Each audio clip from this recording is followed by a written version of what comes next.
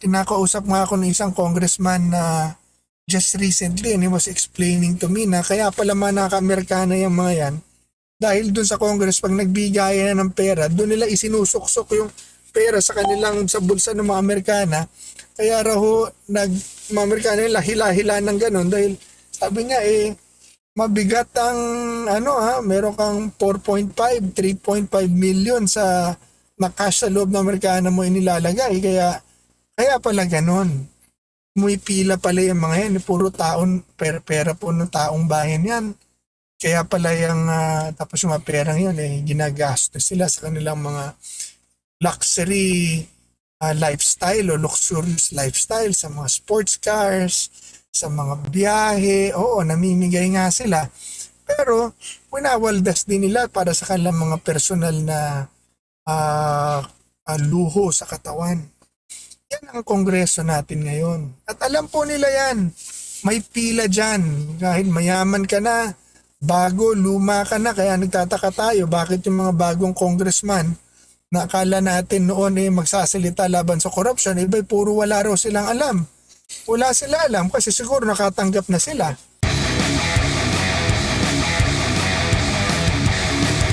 Ano na ba ang tingin mo sa ating laban kontra korupsyon? Meron po bang mananagot sa issue po ng flood control, Chairman? Well, ang issue na kasi ngayon, ang hinahanap talaga ng tao ay managot na ho si Pangulong Marcos. Dahil siya na talaga itinuturo ng lahat He signed the budget. Si Zaldico na kanilang operator, siya itinuturo. Nung una si Martin ang tinuturo pero ngayon siya na talaga. So, he has to account, he has to explain in details ano nangyari sa sinasabi ni Zaldico, ano nangyari sa pondo. And kailangan niyang ipabalik lahat ito. So, and then, of course, ang nahanap natin lahat, kailangan matigil ito at saka mapanagot yung mga sangkot. Dahil alam natin na halos lahat ng congressman talagang nakinabang sa or talagang nilustay, pinagnakawan ang pera ng bayan at we has to hold these people accountable. And seems like itong nangyayari ngayon, wala namang mangyayari dahil yung pag-iimbestiga na pangunguna ng Pangulo, parang nagiging pinagtatakpan lang yung mga totoong dapat managot tapos ginagawang scapegoat at fall guy yung kanilang mga tauhan. Alam ng tao at hindi nila maipalulusot. Yun. Opo, pero sa tingin po ba niyo, Chairman, meron talagang anggulo na iniiwas dahil ngayon sa Senado, mukhang nagbabago na naman ang script, no? Mukhang may bagong pahayag na naman doon. Well, kaya nga po iniiwas at inilalayo kay Presidente Marcos. This all started and will end with President Marcos dahil itong mga insertions na pumasok sa flood control, hindi po pwede, hindi niya alam ito Dahil lahat po ito, budget po niya yan ipapaalam sa kanya ng budget secretary niya, si Mina Pangandaman, ni Speaker Martin Romualdez, hindi pwede ilulusot to nang hindi niya alam. So, kaya the buck stops with him. Yung sasabihin niya na siya nagpa-imbestiga, sa kanya rin nagsimula At kaya, kumbaga yung pagpapa-imbestiga niya, iresulta na lang nung galit ng tao, nung biglang bumaha, after niya ipagmalaki na meron siyang 5,500 flood control projects na ginawa. Tapos biglang bumaha kinabukasan.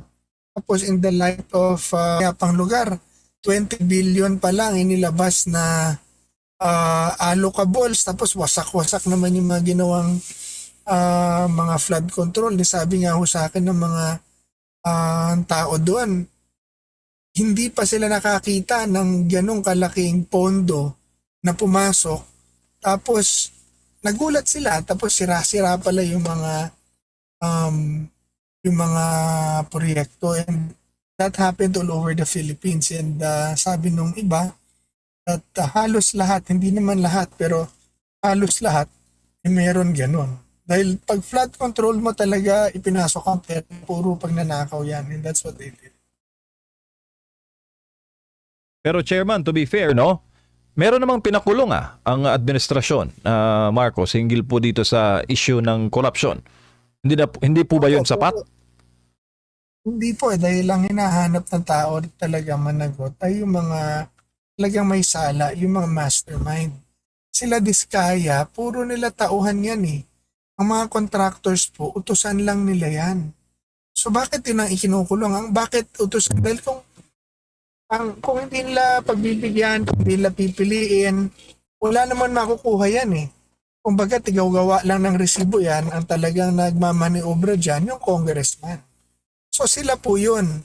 And this time, hindi lang yung individual congressman, pero yung pinakataas yung speaker.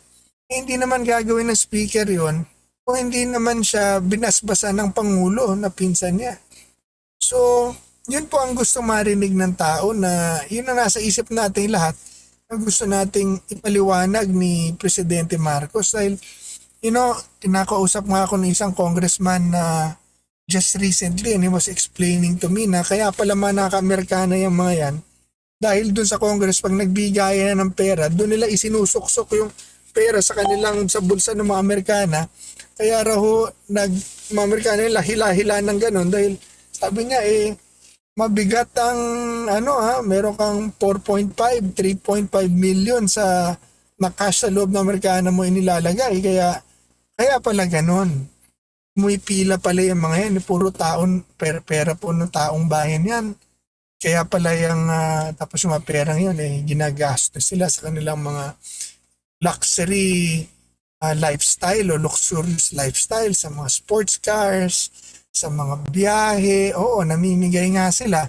Pero, winawaldas din nila para sa kanilang mga personal na luho sa katawan.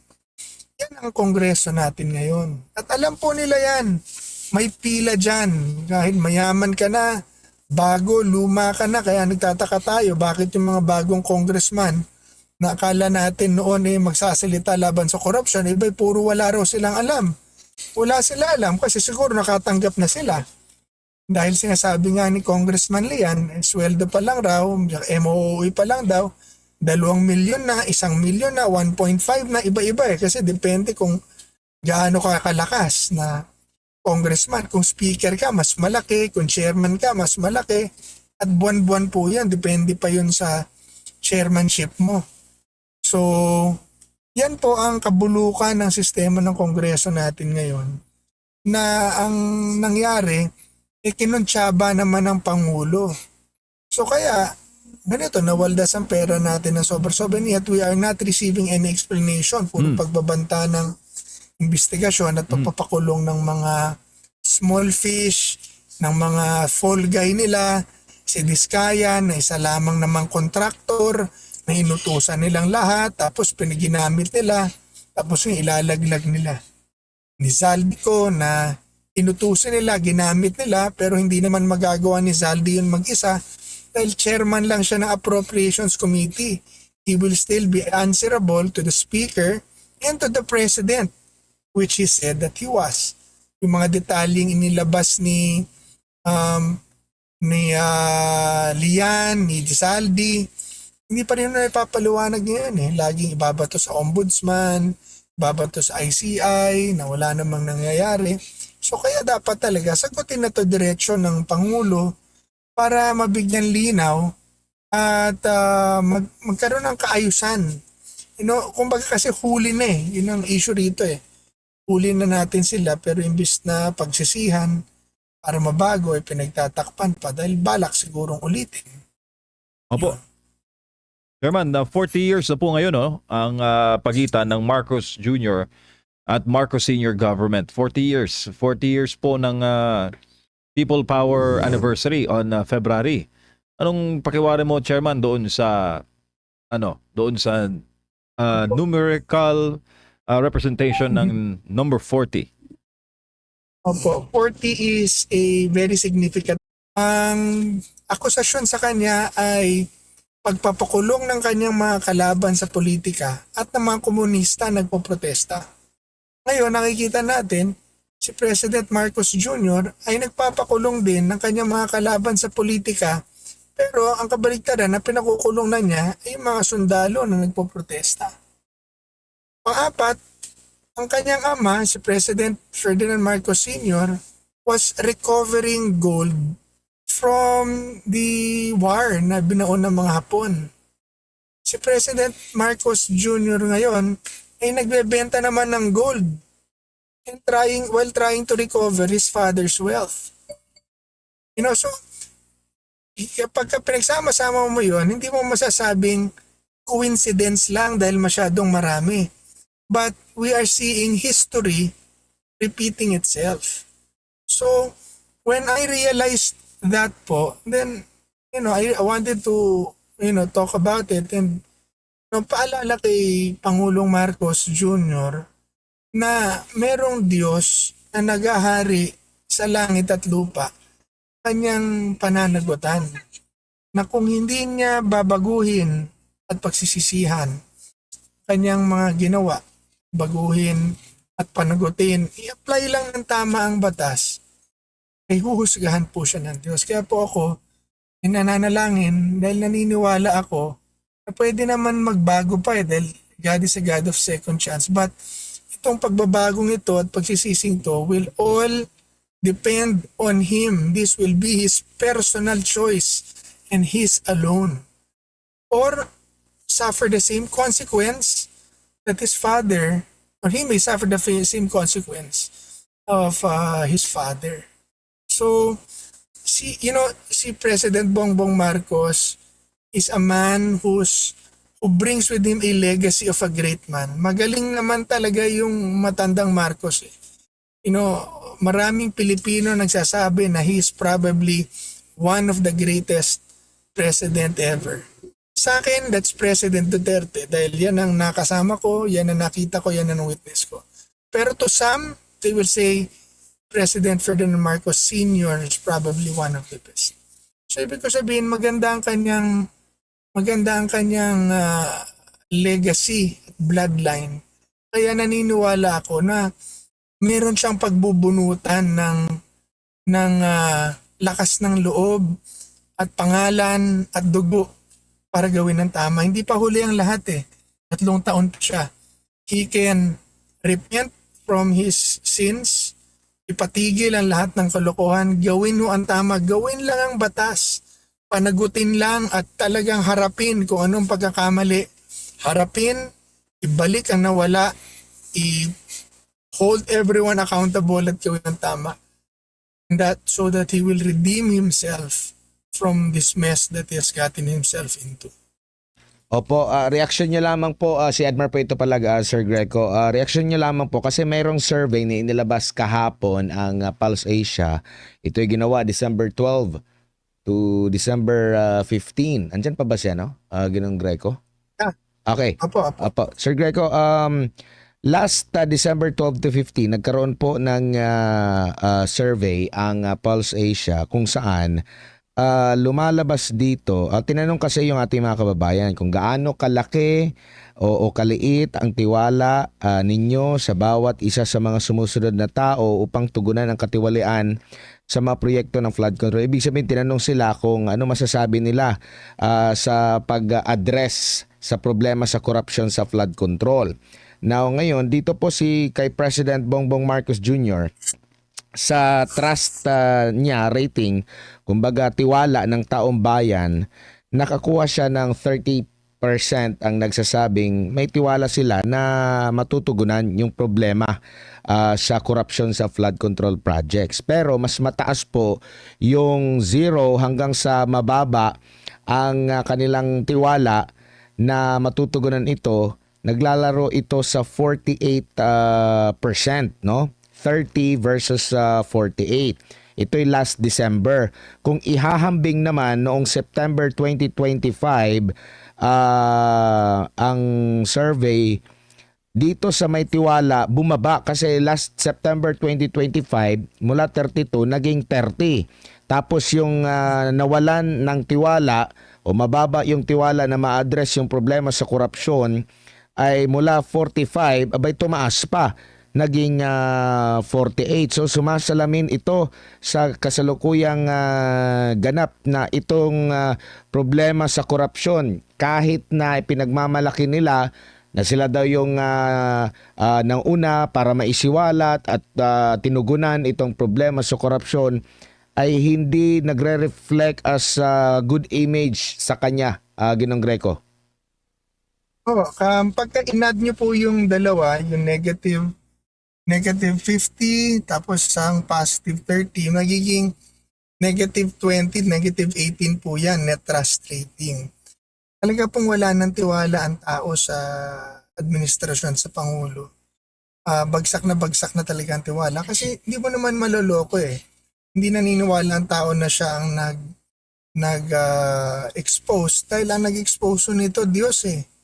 Dahil nung SONA niya, ang sinabi niya, nagpagawa siya ng 5,500 flood control projects. Yun pala, puro mga ghost projects at saka mga substandards, kaya bumaha, pinaulan ng Diyos. So walang infrastruktura na yun pa ang isang comparison, yung tatay niya is known to have built infrastructure project, great infrastructure projects, hospitals, roads, etc. Siya, napagawa niya flood control na projects na anomalous.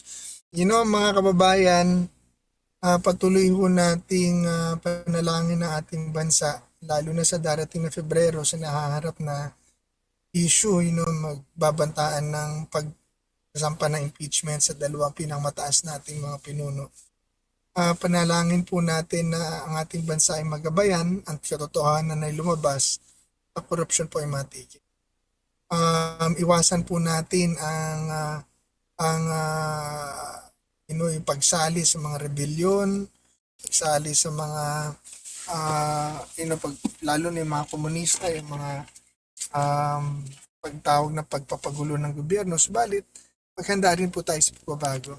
Ang akin pong I still firmly believe na the Philippines is ready to make changes in its constitution. Kailangan na po natin ang korupsyon sa gobyerno talaga malalapas sa malala. Everybody's in it, winawaldas ang pera, sobra na ang hirap. Ang kayamanan ng Pilipinas napupunta na lang sa 1% ng Pilipino. 1% of the Philippines are getting 70% of national wealth, while the rest, 51, almost 70% of the Filipinos say that they are poor. And it is because of a bad and corrupt government. So kung may magbabago po dito, tayo ang kailangan mag-usher nun. Pero pag-ingatan natin paano natin gagawin para maging maayos ang pagbabago at transition. Sundin po natin ang batas. Kung mawala ang Pangulo, merong pangalawang Pangulo. Kung mananatili ang Pangulo, gawin niya ng tamang yung trabaho. So in all that, panalangin po natin ang bansa at magsama-sama at magkaisa po natin. Maraming salamat.